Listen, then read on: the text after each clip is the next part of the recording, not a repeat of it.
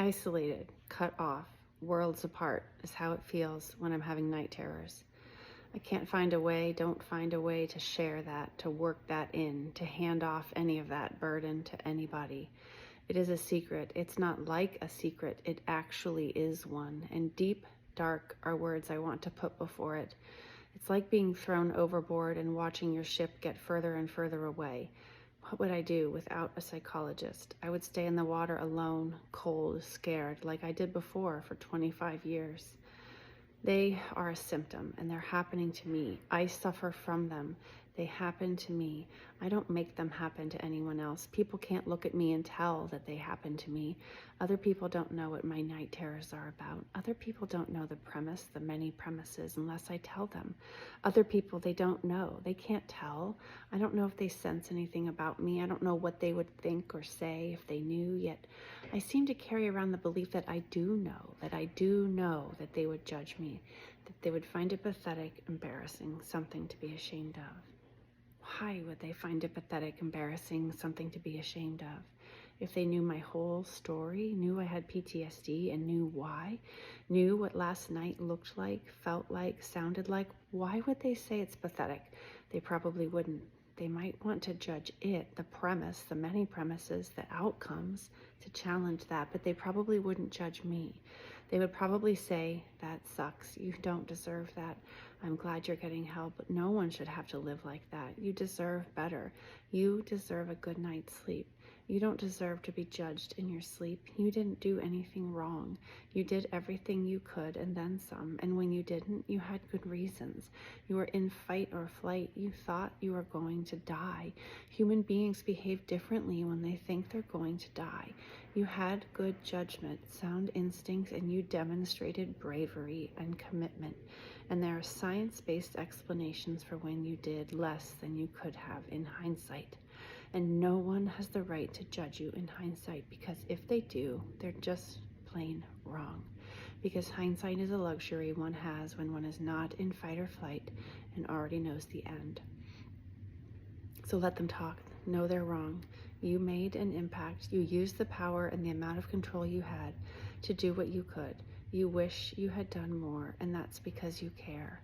And the things you saw and witnessed, the things that happened to people you loved, were a violation of who you knew yourself to be, and of what you knew the world to be, and who you knew other people to be. They were an affront to you, and that's why they bother you, and they are so painful to you, that up until now, you've decided to blame yourself to preserve what you thought you knew the world to be, to preserve what you thought you knew people to be, but you broke what you thought you knew yourself to be. But you were wrong, but you didn't care because someone had to pay for so many things unacceptable to you, that you saw, that you heard, that you felt, and they haunt you in your sleep, those things. Your mind goes in circles of blame and judgment and death during the day and in your sleep, because it can't settle on the notion that you are to blame, because it knows it isn't true, and that is what you suffer from, and that is why you aren't afforded the peace of sleep. And that is not your fault. That is not your fault, what is happening to you when you try to sleep. It's your mind that is wrestling to acknowledge the atrocities intimately known to you, which you do not accept, and which are intimately known to you because you went to war zones to serve, to save, to heal, because you wanted to help, because you cared. You cared so much that you overcame fear every step of the way to stay in it until you couldn't, because you couldn't accept what you were seeing, and you got PTSD. No part of that story reads anything close to pathetic. So you deserve sleep if anyone does. You deserve to sleep. You deserve to feel free from guilt and blame. You need to grieve for what you saw, for what you lost, not least of all for the world you thought you knew, that will allow you to peacefully acknowledge without accepting what you've seen, to lift the burden of blame from your own shoulders, and then you will sleep. And when you do, it will be rightfully yours. It will not come at a price. You will not owe anything in return. You will not need to answer for it. It will be rightfully yours.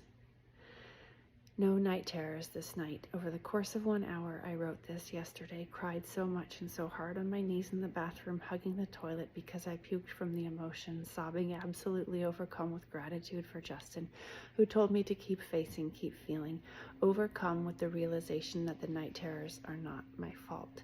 I told him the next session that it was a reverse panic attack. It was a gratitude attack, a joy attack, a relief attack. I'm Juliet. I did humanitarian relief work for 3 years, lived with CPTSD without knowing it for 25, and I've been in CPT therapy with a licensed psychologist for 4. If your story sounds like mine, I want you to know that there is hope and you deserve to feel better. Juliet Tango out.